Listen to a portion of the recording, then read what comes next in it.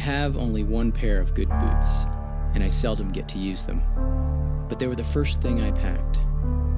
For 15 days I traveled through Central Africa, into the middle of the continent, in the middle of some of the worst humanitarian disasters in the world. Our objective was to gauge the state of the church here, if there was one, and to learn how Africa Inland Mission might re-engage these lands with a renewed missionary effort. What do you take on a trip like that? Good boots and a Bible, a notebook and an open mind, and, if you dare, an open heart. Into Sudan, Congo, Chad, and the Central African Republic.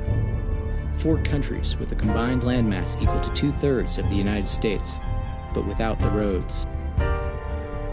So where the Land Rovers wouldn't go, we traveled by air, motorcycle, dugout canoe, and of course by foot, over thousands of miles of savanna, rainforest, mountain, and desert. The landscapes were forbidding and beautiful. Sunlit villages of thatch and meandering footpaths, smiling children, women carrying the wares of life on their heads. But one has a sense, on a journey such as this, that there's more to the story of the people and the land than you can catch at a glance.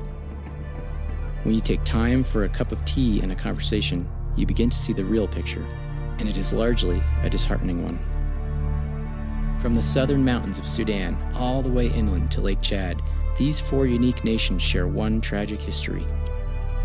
Each gained independence from colonial rule somewhere around 1960, and each replaced one kind of oppression with another. What followed has been decades of human conflict and unfathomable suffering.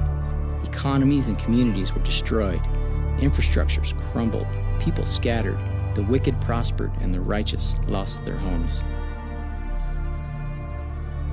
All 4 countries in recent years were listed among the 10 least stable places in the world, but those are only the political woes.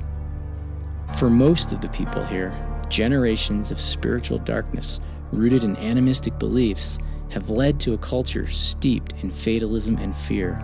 The spirits which they believe control their world are the most prominent and powerful forces in their lives, and the influence of Islam simply brings more fearful uncertainty. My boots plodded through the thick elephant grass in the Imatong Mountains, tracing out a path up a hillside and back in time to an era when missionaries lived and worked here. Their house, like the Bible school they built, lay crumbling and bare, returning to the clay from which its bricks were cast. Sudan's war in the 80s drove the missionaries out and shut down the school. The church scattered, but somehow survived. It even grew. How is that possible?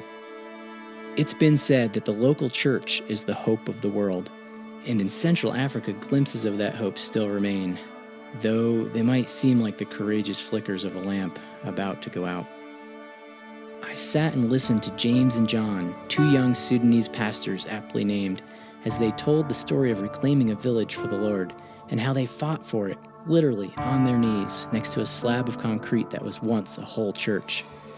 I listened to the sound of drums and the voices of a Zande choir as songs rose above the vaulted roof of a church sanctuary built long ago, rising further